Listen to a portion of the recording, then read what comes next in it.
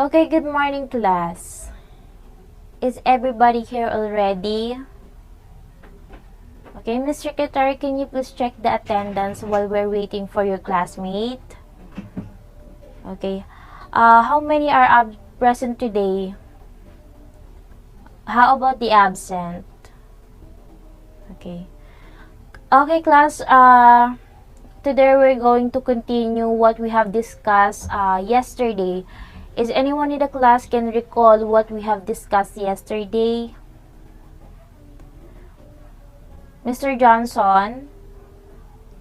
Okay, we have discussed the primitive and Egyptian education. So, for those who are absent, please make sure that you have a notes. You can borrow your classmates' notebook to take note, okay? So, we're still in the historical legal foundation of education, which is Unit 2. And the subtopic is historical foundation of education. So, before we proceed to our discussion, let's have a motivation or icebreaker.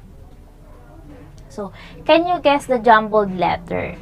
Can you please raise your hand if you want to answer? Miss Ngoho? Okay, is it education? Yes, it is. Next, Miss Keabiab. Is it Greek? Okay, very good. Mr. Marlo. Is it Roman? Yes, it is. Okay, next. Miss Anastasia. Is it Athens? Okay, very good. Next. Mr. Romualdez. Is it Spartan? Yes, it is. Oh, that's the end of our motivation. So, let's proceed to our learning objectives. So let's proceed to our learning objectives. So, number 1, to understand the Greek and Roman education system. Number 2, to discuss the aim, type, method, and content of the education in each system. And number 3, to learn the outstanding contribution of Egypt, Greek, and Roman education. So this quotation is from J.K. Chesterton. Education is simply the soul of a society as it passes from one generation to another. So, Miss Ngoho, for you as a student, what the quotation implies? Okay, thank you. So we can say that education connect you with the stories, literature, theories, and other accomplishment of other culture and generation. It offers you a body of knowledge greater than you ever gain from your own life. So next, okay, Greek education. The Greek are mixture of the Aryan and Germanic people. So in Greece, there are natural barriers like body of water and mountains. So they live in tribal isolation and develop differences. Like in the Philippines, even though we are in same country, but we have different tradition, cultures, language, beliefs, because as a community, there are many communities, and those communities are having their own beliefs, traditions. So they are talking and then cooperating to each other, and then setting their own rules, setting their own culture. So that's the other we can say that's the other impact of the international natural barriers. So there were many Greek city-states, but two of them rose above all others. These were Sparta and Athens. So Okay, what you have noticed in the picture? Mahusay? Can you please answer? Okay, martial arts. Yes, you can say that it is. Okay, Spartan education. Sparta was in the south of Corinth in the southern section of the Peloponnesian Peninsula. Spartan education was based upon the law of the Lycurgus. So, who is Lycurgus? Lycurgus is the Spartan lawgiver. So, who founded most of the uh, institution of the ancient Sparta. It was the basis of Spartan political, social, and educational system. This turned Sparta into a totalitarian soldier state. So when we say totalitarian, it's relating to a system of a government that is centralized and dictatorial and require complete subservience to the state. Subservience means willing to obey, not questioning what is the order, like that. So this system lasted for 700 years from the 19th to the 2nd century BC, especially during the Pip surveying. Okay, next. The aims of Spartan education. Number one, military. To make every citizen invincible. When you say invincible, too much powerful to be defeated. Invincible in war, possessing physical perfection and complete obedience to the state. 2. Discipline. To develop conformity and obedience, courage, strength, cunning, endurance, and patriotic efficiency. Content to be studied. Content to be studied. Number 1, intensive gymnastic and paramilitary exercises. Practice in moral and social habits for the state, such as controlling the appetite, modesty, obedience, and respect and listening intently to the elder. Number 3, reading and writing to a limited extent to understand the Lycurgus law and some poem of Homer. Who is Homer? Homer is the ancient Greek author and who write a epic poet. He is reputed author of Iliad and Odyssey. I know Odyssey and Iliad epic poem is studied by the first year or second year high school in our education system. So number 4, music with serious moral and martial rhythm to arouse patriotism. Patriotism, it looks like a love from for your country. Number 5, speech had to be laconic and terse. When we say laconic, using few words. When we say terse, it is being careful for what you have used or what you will say. Number 6, for girls or for women, gymnastic to make them strong to bear strong children. Okay, Athenians education. What you have noticed in the picture? Okay, Miss Gonzalez. Okay, arts. Okay.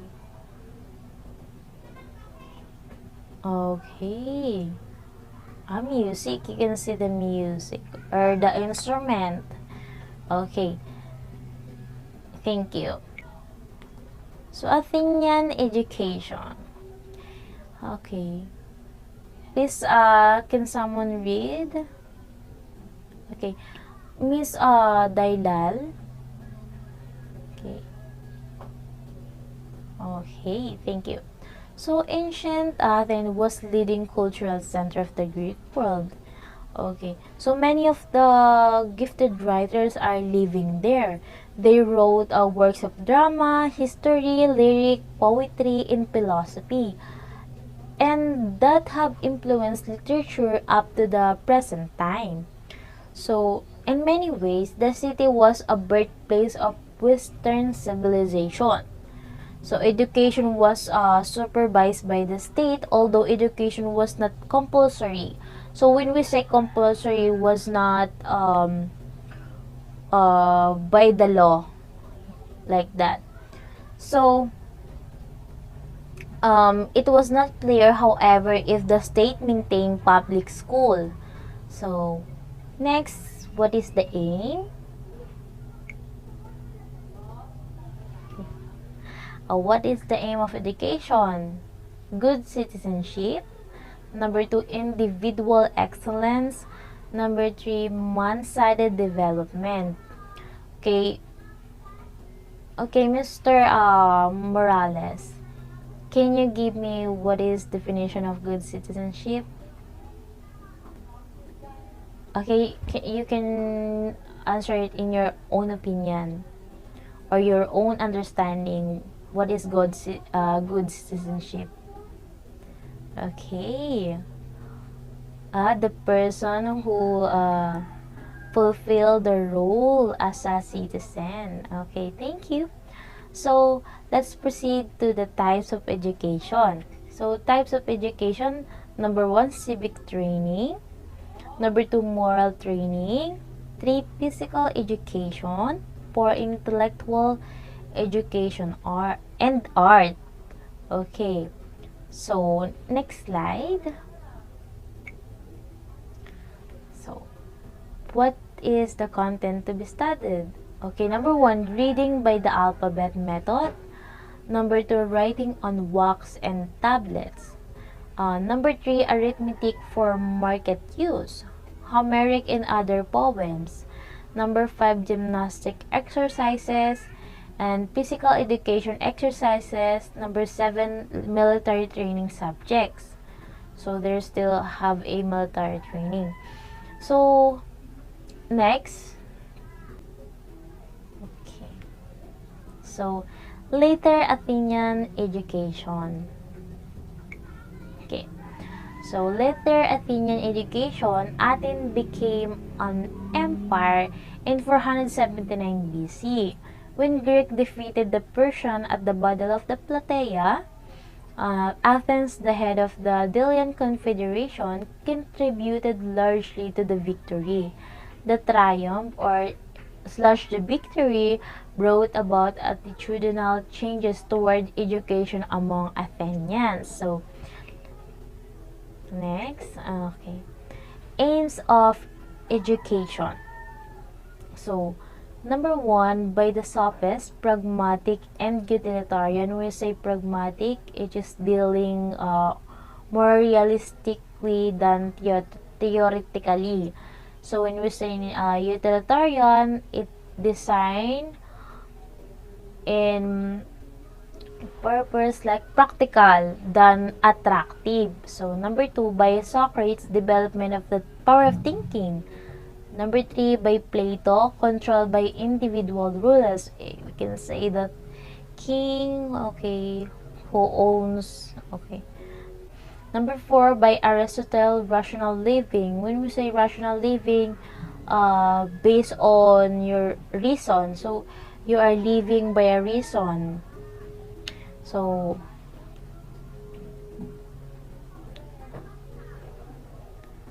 no, okay. Next.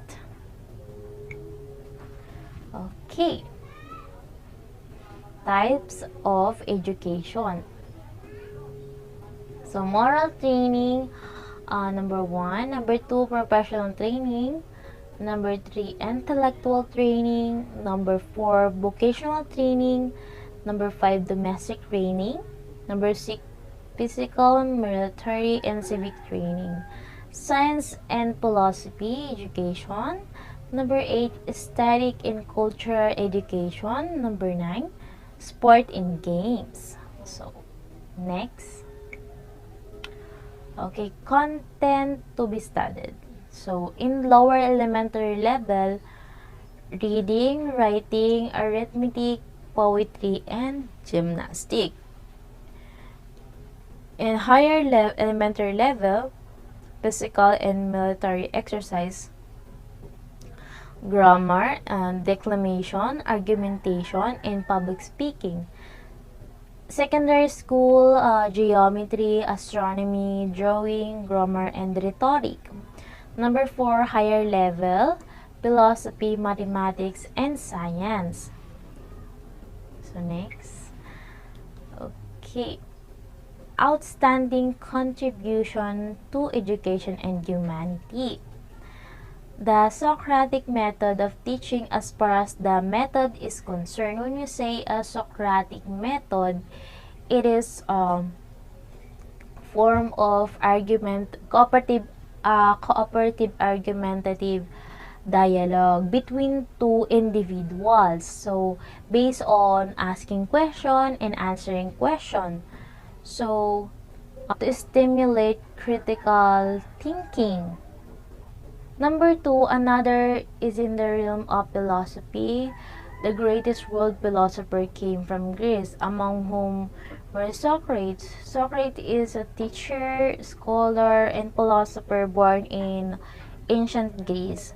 So number 2 is the next one is Plato. Plato is he is the father of idealism in philosophy. And then, Aristotle. He is the first genuine scientist in history. So number 4, arts and classical literature are also great contribution. So next, art and classical literature are also great contributions. Okay, next. Roman education. Okay, fun facts. Okay, about Spartan and Athens. So, when you are a woman and you are living in Sparta, and you're Spartan, so you have more, you are level as the level of a man. You have rights. You can go to school. So, but when you are Athens and you are a woman, you have no rights, and you just you can learn, but only house course, not in school. Okay, next one is the Roman education. Okay, Roman education.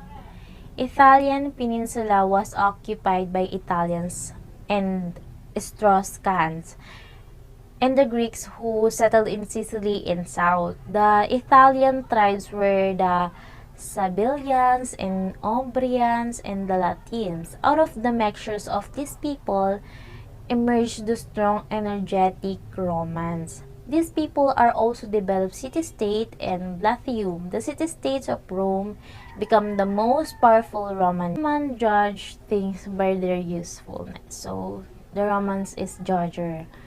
So next, the aims of education. Next, aims of education. Utilitarian. Like what I've said a while ago, utilitarian is designed of being useful or practical rather than attractive. Education was for practical purpose to produce men who would be active and efficient in daily life. Number 2, moral. To produce good citizens who knew how to exercise their rights. Does anybody here know how to exercise their rights? Okay, I think you are all know how to exercise your rights.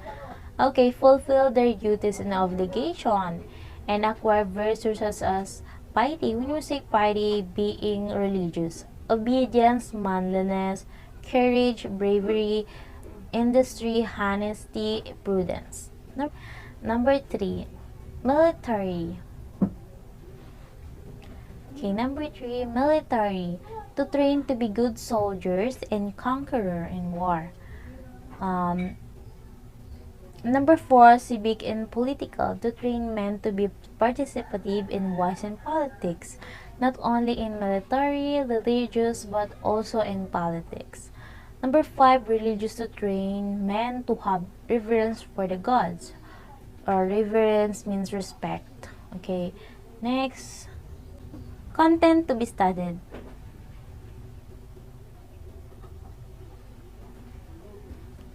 Content to be studied. In the elementary education were included rudiment of reading, writing, and calculation. Arithmetic was primitive because of the cumbersome of a Roman notation. The 12 tables later gave way to the Latin translation of Homer.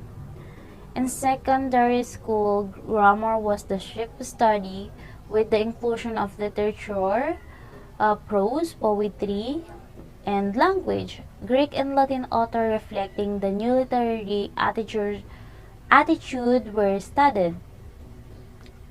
Okay, next. In higher school, rhetoric was the chief study. This included declamation, extemporaneous speaking, debates on point of Roman law and moral principle, especially ethical and cultural content, history, music, astronomy, philosophy, etc. In the university, applied science and professions such as law, medicine, architecture, and mechanic were in the curriculum.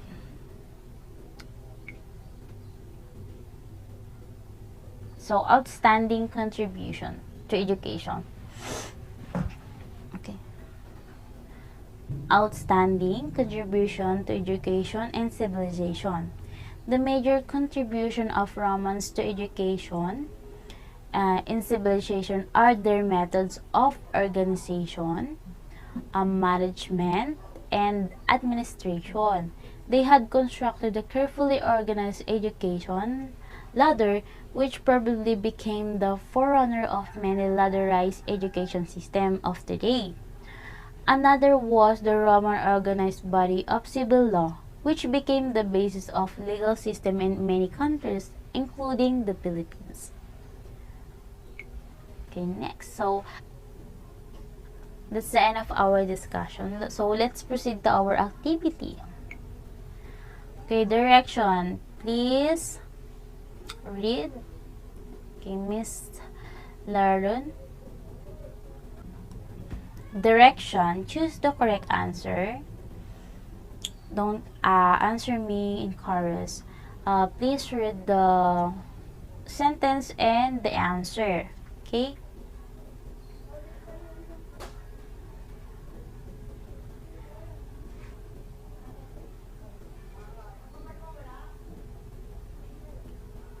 Miss Kay Abiyag, number 1. Alright, the answer is Sparta and Athens. Number 2,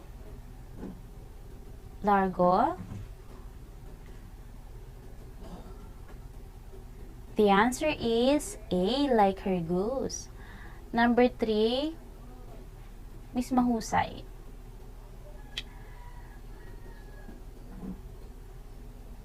Okay, letter B, military.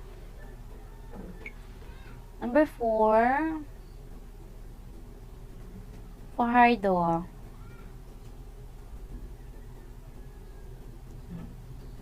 Okay, very good. B, Athens. Number 5, okay, Gervasio.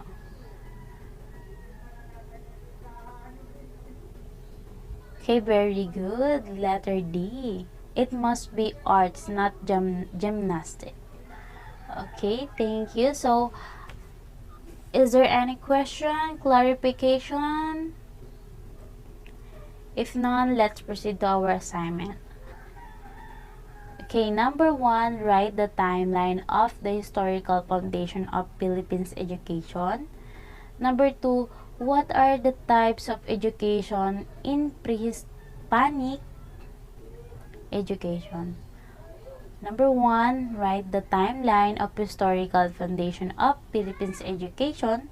Number 2, what are the types of education in pre-Hispanic education? So this assignment is for our next lesson tomorrow. So make sure you will bring your assignment tomorrow, okay? Okay, that's all for today, class. Thank you very much. Thank you for your time. Okay, bye-bye.